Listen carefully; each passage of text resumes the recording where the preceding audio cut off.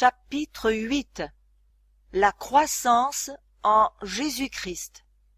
La Bible compare à une naissance la transformation du cœur par laquelle nous devenons enfants de Dieu. Ceux qui viennent de se convertir sont comme des nouveau-nés, qui doivent croître jusqu'à la stature d'homme et de femme en Jésus-Christ, selon 1 Pierre 2, verset 2 et Éphésiens 4, verset 15. Cette transformation est aussi comparée à la germination de la bonne semence jetée en terre par le cultivateur.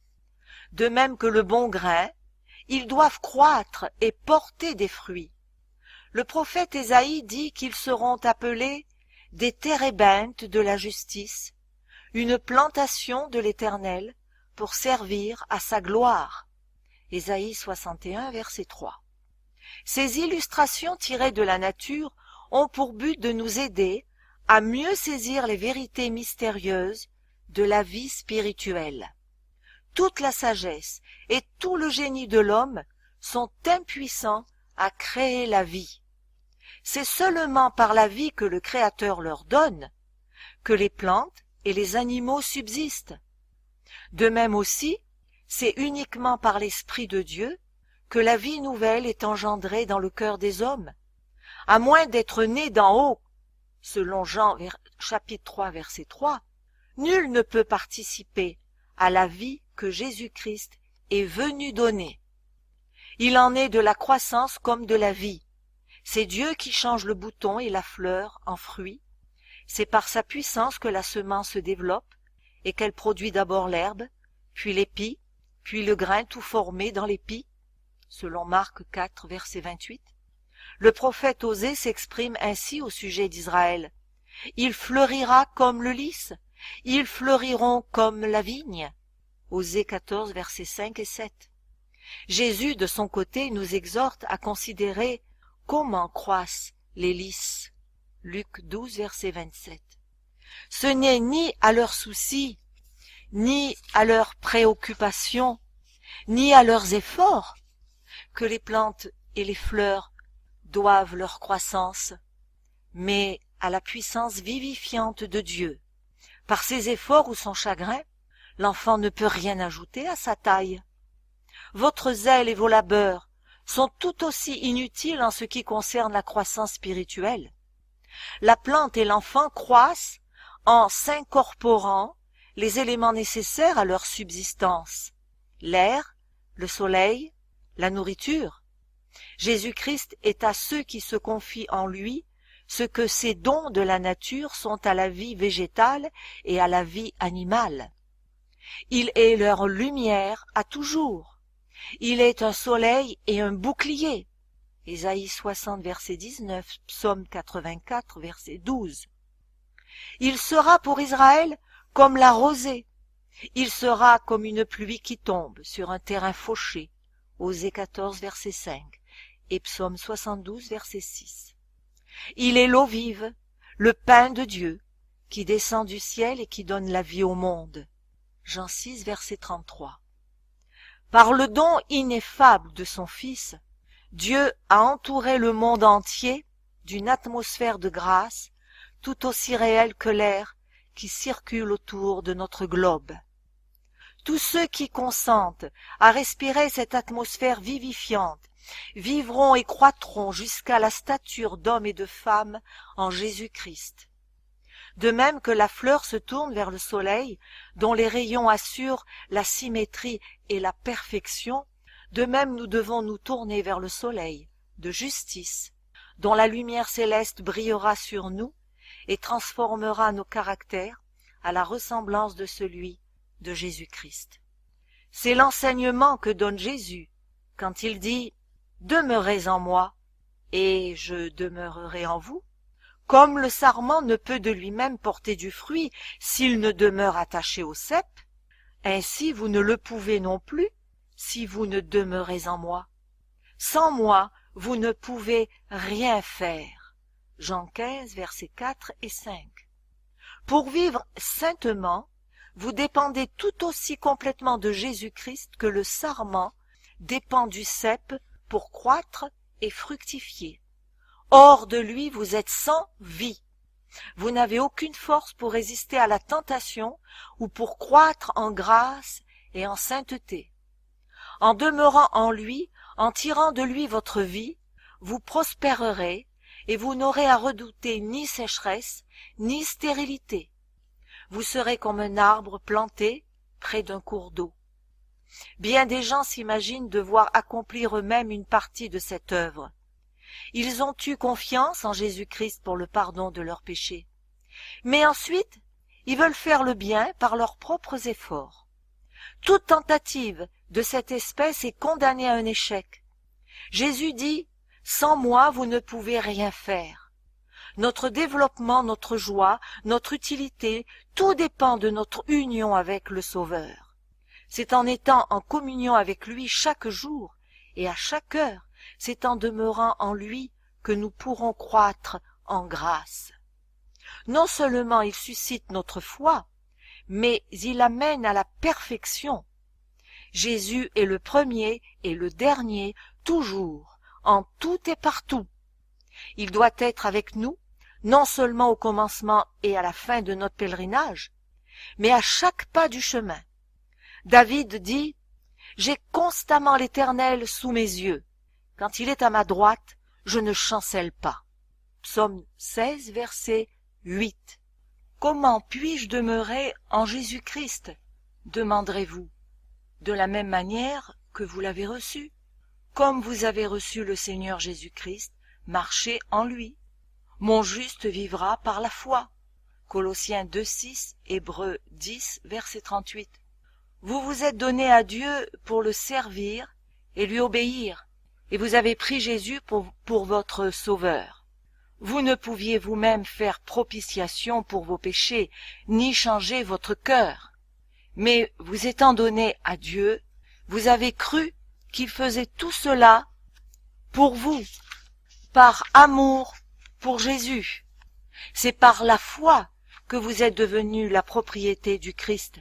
C'est encore par la foi que vous devez croître en lui. Vous devez tout donner, votre cœur, votre volonté, votre service, et vous devez tout prendre. Jésus-Christ, la plénitude de toute bénédiction, votre force, votre justice, votre soutien éternel. Consacrez-vous à Dieu dès le matin, que ce soit là votre premier soin. Votre prière doit être « Prends-moi, ô Dieu, comme ta propriété exclusive. Je dépose tous mes plans à tes pieds. Emploie-moi aujourd'hui à ton service. Demeure en moi et que tout ce que je ferai soit fait en toi. » C'est là une affaire quotidienne. Soumettez-lui tous vos plans, quitte à les délaisser ou à les exécuter selon qu'il vous l'indiquera. En vous consacrant à Dieu chaque jour, votre vie sera de plus en plus façonnée sur celle de Jésus. La vie en Christ se caractérise par une confiance tranquille et durable, exempte peut-être d'extase. Elle est néanmoins remplie de paix et de sérénité. Votre espérance ne repose pas sur vous-même, mais sur Jésus-Christ. Votre faiblesse est unie à sa force, votre ignorance à sa sagesse, votre fragilité à sa puissance. Ne regardez donc pas à vous-même, ne contemplez pas votre personne, mais le Sauveur. Que vos pensées s'arrêtent sur son amour, sur la beauté et la perfection de son caractère. Jésus dans sa pureté et sa sainteté, Jésus dans son amour incomparable. Tel est le thème qui doit faire l'objet de votre méditation. C'est en aimant le Christ, en l'imitant, en vous reposant entièrement sur lui, que vous serez transformés à sa ressemblance. Le Sauveur nous dit « Demeurez en moi ». Ces paroles expriment l'idée de repos, de stabilité, de confiance. Jésus nous adresse aussi cette invitation « Venez à moi et je vous donnerai du repos » en Matthieu 11, verset 28. Le psalmiste exprime la même pensée. Garde le silence devant l'Éternel et espère en lui. Et Ésaïe nous donne cette assurance, c'est dans la tranquillité et le repos que sera votre salut. Psaume 37, verset 7 et Ésaïe 30, verset 15. Ce repos n'est pas l'inaction. Dans les paroles du Sauveur, la promesse du repos est jointe à l'invitation au travail. Prenez mon joug sur vous, et vous trouverez du repos. Matthieu 11, versets 28 et 29. Celui qui se repose le plus complètement sur le Seigneur travaillera aussi avec le plus de zèle et d'ardeur à son service.